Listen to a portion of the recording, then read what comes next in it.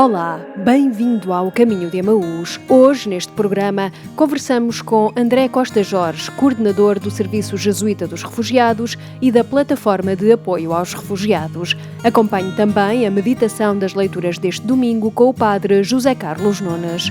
Começamos com música e o tema Nada é Impossível para Ti. A minha vida é uma vida calma. Foi-me enviado um anjo que entrou em minha casa. Ave Maria, Deus está contigo, porque porque nada é impossível para ti, porque porque nada é impossível para ti. Não tenhas medo, porque foste escolhida para colher o Filho de Deus, o reino dos céus, que não terá fim, e hoje vive em mim, porque porque nada é impossível para ti, porque porque nada é impossível para ti.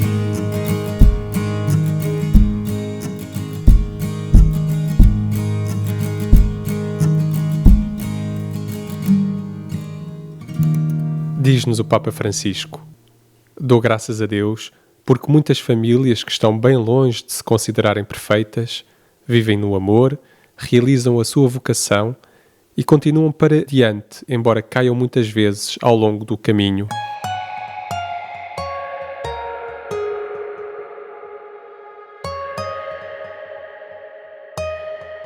André Costa Jorge está ligado há muitos anos à área dos refugiados e migrantes. É responsável pelo Serviço Jesuíta dos Refugiados e coordenador da Plataforma de Apoio aos Refugiados.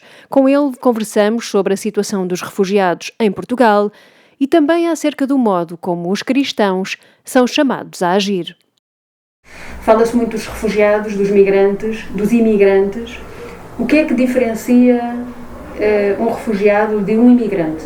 O que diferencia, sobretudo, o refugiado e o imigrante é o caráter, digamos, de segurança e os motivos de saída do país de origem. Não encontrando condições alinhadas no seu país que correspondam às suas expectativas, decidiu, a determinada altura na sua vida, procurar melhores condições de vida. Graças à nossa fruta. A Europa, neste caso, teve, do ponto de vista dos seus valores e daquilo que podia ter feito, um comportamento, na nossa opinião, muito aquém daquilo que eram as nossas... e o nosso dever de proteção humanitária dos refugiados. Portanto, o refugiado é aquele que tem mesmo que ir, corre risco de vida e é forçado a ir, transpõe uma fronteira. Disse que a Europa ficou muito aquém. O que é que a Europa devia ou deve fazer que não tem feito? Portanto, aquilo que a Igreja tem vindo a propor e tem vindo também a defender, nos órgãos próprios e na maneira que pode, é que devem ser criadas condições, vias legais seguras para que as pessoas não tenham que recorrer a traficantes, a esquemas e a expedientes inseguros dos quais são as primeiras vítimas. Depois, que deve haver mecanismos que permitam a criação de acolhimento de acompanhamento e de integração das pessoas que procuram proteção, e deve haver na Europa uma estratégia e um pacto que permita a hospitalidade, permita o acolhimento e permita a integração destas pessoas e a proteção destas pessoas, para que elas possam viver nos países de acolhimento e que possa ser também desconstruída todas as ideias de ameaça à nossa estabilidade europeia, que na verdade é mais um medo do que propriamente uma realidade. Acolher e integrar é um desafio, e a Igreja sabe disso. São muitos organismos, no caso, por exemplo, quando criámos a PAR em 2015, vivemos isto. 90% das organizações da plataforma que se disponibilizaram a acolher refugiados eram organizações de inspiração cristã ou mesmo organizações, congregações religiosas, paróquias, movimentos cristãos, católicos. Portanto, nós temos a experiência no terreno do que é o acolhimento e sabemos que acolher migrantes e acolher refugiados especificamente não é um exercício fácil, mas é um exercício profundamente evangélico. É levar à prática a parábola do bom samaritano. É urgente a hospitalidade. É urgente criar rede de acolhimento. É urgente criar experiências do acolhimento. O acolhimento não é fácil. Portugal tem acolhido, tem recebido muitos refugiados. Tem sabido fazer esse acolhimento, essa integração? Quando nós, em 2015, Portugal resolveu estar disponível, houve a decisão política para estar disponível para o acolhimento de um número alargado de refugiados, recordo que nesse mesmo ano, em 2015, a cota portuguesa para o acolhimento de refugiados era de 45 pessoas. Nós passámos de acolher 45 pessoas para acolher 1000 e depois mais do que isso pessoas.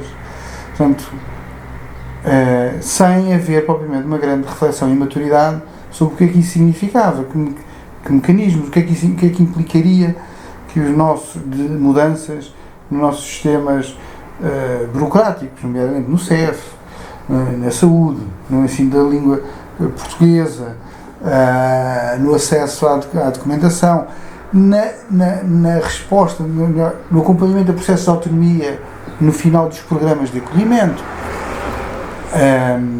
Isto é, o que acontece às pessoas quando termina o programa de acolhimento, resposta de emergência. Definiu-se 18 meses de acolhimento, sem saber muito bem porquê, 18 meses e não 2 anos, ou não 1 ano, ou não, quer dizer, tudo isto foi feito assim um bocadinho navegado à vista. Mas isso quer dizer que desde 2015 até agora já houve coisas que mudaram? Houve algumas coisas que mudaram. Com a mudaram. reflexão e com a prática? E eu creio que algumas coisas ainda terão que mudar mais. Mas foram feitas aprendizagens, mas sabemos também que do lado do setor Estado, nós sabemos que a adaptação, por exemplo, a adaptação no ensino do português, isto é, tornar as respostas mais ágeis, mais flexíveis, mais adaptadas. Portanto, se nós, quando acolhemos, foi decidido que nós iríamos espalhar pelo país a resposta do acolhimento, a resposta do ensino do português devia ter sido mais rápida e mais flexível e mais adaptada a essa mesmas circunstâncias de espalharmos as pessoas. Portanto, nós não estávamos a ter as pessoas todas concentradas no mesmo zona geográfica, no mesmo local. O que quer dizer, por exemplo, que quando o IFP, que é quem é responsável pelo ensino de português, a língua não materna, não pode exigir turmas de 40 pessoas. Porque há sítios em que não há 40 pessoas para... Exatamente, e portanto houve pessoas que não precisavam de ensino de português porque não se abriram turmas de ensino de português. Mas mesmo os próprios professores portugueses, o próprio ensino do português, têm que ser adaptado à população, porque a população que nós iríamos estar a acolher, pessoas que vinham do Médio Oriente, pessoas que vinham com quadros linguísticos completamente diferentes daqueles que nós estávamos habituados, o mais exótico que tínhamos eram pessoas do leste europeu. Nós de repente aprendemos pessoas com tigrínia, línguas pashtun e outras que se falam no Afeganistão, ou o árabe. E o modelo que o Estado tinha e que as pessoas tinham, que as escolas tinham, não estava adaptado para essa realidade. Temos situações em que, fim do termo do programa de acolhimento, os 18 meses, as pessoas continuaram a permanecer acompanhadas e acolhidas pelas instituições de acolhimento que tinham desenhado os seus programas para o tempo de acolhimento de emergência. E o Estado não havia respostas públicas para a transição e de habitação que permitisse a autonomização das pessoas e que permitisse também que as instituições de acolhimento pudessem estar disponíveis para novos acolhimentos. Mas porque ou seja, porque as pessoas ainda não estavam... Não porque o fluxograma... Ou porque esse tempo não chega? Portanto, muitas vezes as pessoas encontram-se numa situação de vulnerabilidade mental, social, que as impede que o processo seja tão mais rápido, ou seja, como imaginámos no início. E é preciso perceber que os refugiados que nós trazemos no âmbito dos programas de reinstalação são justamente os mais vulneráveis. Se imaginasse, assim a sua família, de repente, a viver no Afeganistão ou na Mongólia, ter que aprender mongol, num ano e meio, viver e trabalhar, e viver por sua conta, sendo que muitas dessas pessoas perderam os laços sociais, não têm propriamente família e amigos, não há ninguém que fale a sua língua próxima, não é? Portanto, não há propriamente uma grande comunidade de sírios e de afegãos em Portugal. As pessoas muitas vezes vivem numa comunidade que os acolheu, mas não têm propriamente a sua comunidade de origem. A história que passaram foi de extrema violência, perderam familiares, maridos, filhos no processo. E esperar que essas pessoas, ao final de um ano e meio, estejam todas contentes e felizes a integrar-se, a trabalhar numa oportunidade de emprego que tiveram, ótimo, mas quer dizer, e que o problema já está resolvido, estão integrados, isso não é a expectativa correta. O processo de integração é a tal maratona. Como é que vê este discurso do medo de que os refugiados venham e vão islamizar a Europa, que vão ser terroristas ou que já são quando vêm, com outras intenções? Até por razões até mais egoísticas, vamos precisar de repor de reposição geracional e vamos precisar também das nossas reformas possam ser suportadas. Isso tem que ser através também da população ativa, não é? A questão da islamização, eu creio que há aqui uma enorme insegurança nossa. Eu acho que nós não devíamos estar preocupados com a religião dos outros, devíamos estar preocupados com a qualidade da nossa própria fé. Eu não vivo a minha fé com medo, era o que faltava, quer dizer, se Cristo nos ensinou a viver e a atravessar o sofrimento, a morte e chegarmos à ressurreição, porque é que havemos de viver a nossa fé com este medo de que os nossos amigos e os nossos filhos deixem de ser cristãos? Só se for por falta de testemunho. A única forma que eu vejo que os cristãos deixem de ser cristãos é por falta de testemunho. Porque de repente, se Deus em que nós acreditamos deixar de existir, isto é, se deixar de se manifestar, deixar de tocar os corações das pessoas, provavelmente é porque a nossa fé é fraca e não é vivida autenticamente. Continuamos com música e o tema Caminhos para a Vida do Sal da Terra. A seguir, acompanhe os caminhos abertos pelo Padre José Carlos Nunes para as leituras deste domingo. Em cada chegada uma partida, mas importa que em cada acontecer haja sempre um caminho para a vida. Há nos olhos do outro uma promessa, cada homem é uma mão estendida. É preciso que nada nos impeça de aí ver um caminho para a vida. Na tua luz encontramos a verdade, és o dom do Pai, a mão estendida, és Jesus a plena liberdade.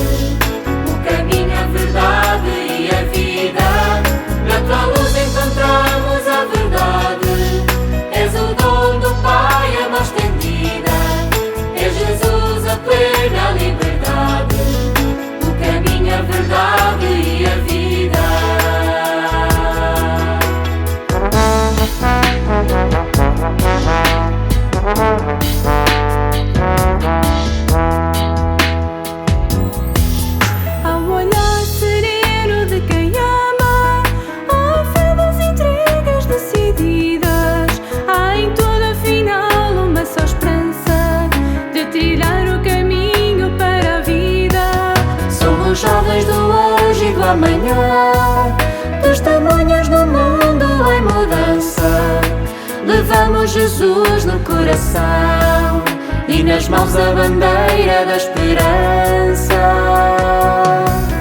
Na tua luz encontramos a verdade, és o dom do Pai, a mão estendida, és Jesus a plena liberdade, o caminho, a verdade e a vida. Na tua luz encontramos a verdade, és o dom do Pai, a mão estendida, és Jesus a plena liberdade, o caminho, a verdade e a vida.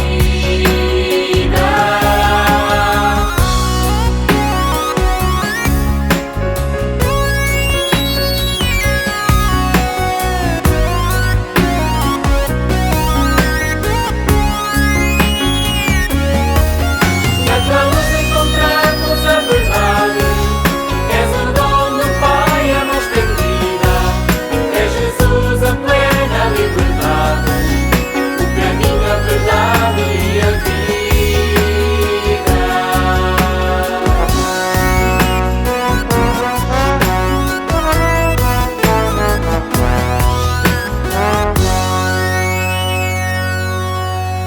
Recorda-nos o Papa Francisco: o sacramento do matrimónio não é uma convenção social, um rito vazio ou um mero sinal externo de um compromisso. O sacramento é um dom para a santificação e a salvação dos esposos, porque a sua pertença recíproca é a representação real, através do sinal sacramental, da mesma relação de Cristo com a Igreja.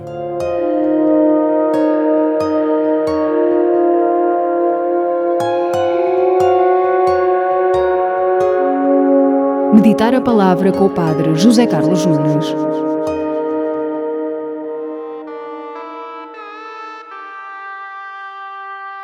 As leituras da missa deste 26º domingo do tempo comum convidam-nos a refletir sobre o mal muito antigo e muito humano, os ciúmes, e sobre o que é verdadeiramente importante para Deus. Somos ciumentos já desde a infância, quando nasce mais um irmão, quando não queremos partilhar os brinquedos, quando procuramos amizades exclusivas, quando no amor não somos o centro das atenções da pessoa amada, quando no trabalho o colega é elogiado. E o objetivo é sempre o mesmo: obter a exclusividade. Na experiência religiosa pode acontecer o mesmo, quando proclamamos que o nosso Deus é melhor que o Deus dos outros, quando a nossa verdade é a única verdade, quando as convicções por falta de conhecimento se tornam posições intransigentes que, em vez de levar ao diálogo, se fecham em fanatismos. No Evangelho, escutamos que alguém que não pertencia ao grupo de Jesus expulsava demónios. É o apóstolo e evangelista São João, o discípulo predileto, mas que nesta ocasião se revela mesquinho, que o vai dizer a Jesus. Mas a resposta de Jesus é clara: quem faz o bem é amigo de Deus, ainda que não pertença a um determinado grupo religioso. Ser apóstolo é um dom, não é um privilégio, e não dá direito a nenhuma forma de monopólio. Deus não pode ser privatizado. Jesus, que é um homem sem fronteiras e que cria comunhão, convida a deixar de parte as invejas e as exclusividades, pois o batismo, que nos vincula profundamente a Cristo, não nos fecha, antes pelo contrário, abre-nos os horizontes largos da ação de Deus e empenha-nos ao serviço do bem. Por isso é que todos os que lutam contra a injustiça e o mal e se empenham ao serviço do amor, quer a título pessoal ou institucional, mesmo sem o saberem, são cooperadores do Evangelho. A mansidão e a tolerância são virtudes cristãs que nos ajudam a ultrapassar estas tentações do ciúme e da inveja. O bem não é exclusividade de ninguém. Existem muitos corações sinceros que colhem e semeiam os frutos de Deus ao longo da sua vida, e para esses Deus olha com agrado e bondade. A mesma reação encontramos na primeira leitura. Deus retira parte do Espírito a Moisés e distribui-o por 70 anciãos do povo para que profetizassem. 2 deles não tinham ido à tenda do encontro, mas também começaram a profetizar. Um jovem foi referi-lo a Moisés e Josué quer defender Moisés, pedindo-lhe que os proíba de profetizar. Moisés, tal como Jesus, mostra-se acolhedor, humilde e responde: estás com ciúmes por causa de mim? Quem dera que todo o povo do Senhor fosse profeta e que o Senhor infundisse o seu Espírito sobre eles. Desta forma, afasta o sentimento de ciúme e de possessão em relação às coisas de Deus. Deus é livre de conceder os seus dons a quem quer. Pode agir até fora dos nossos esquemas mentais e das estruturas sagradas. Os profetas, no Antigo Testamento, não cessaram de recordar que Deus pode até prescindir do templo, mas não de um coração humilhado e contrito. Que o reino de Davi poderia terminar, que a fé poderia brotar para lá dos confins de Israel, como aconteceu com o cristianismo.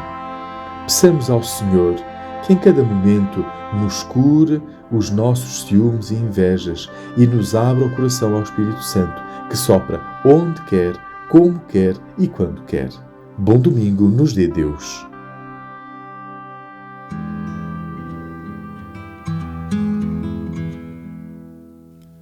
O teu Criador, Jerusalém, será o teu esposo e o seu nome é Senhor do Universo. O teu Redentor será o Santo de Israel, que se chama Deus de toda a terra. Como a mulher abandonada e de alma aflita,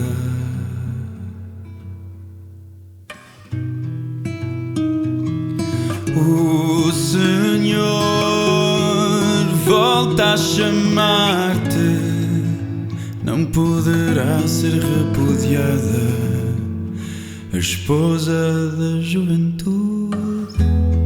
Ainda que sejam abaladas as montanhas e vacilem as colinas, a minha misericórdia não te abandonará. A minha aliança de paz não vacilará, não vacilará, diz o Senhor, compadecido de ti. Com a música do Padre Duarte Rosado, chegamos ao fim deste caminho de Emaús. Esperamos que nos acompanhe na próxima semana em mais um programa. Foi um prazer estar consigo. Tenha uma ótima semana. Vou assentar as tuas pedras sobre jaspe e os teus alicerces em safiras. Vou fazer-te ameias de rubis, portas de cristal e todas as tuas muralhas de pedras preciosas. Todos os teus habitantes gozarão de uma grande paz. Serás fundada sobre a justiça, longe da violência, porque nada terás a temer, longe do pavor, porque nada te poderá atingir. Ainda que sejam abaladas as montanhas e vacilem as colinas, a minha misericórdia não te abandonará. A minha aliança de paz não vacilará, não vacilará, diz o Senhor, compadecido de ti.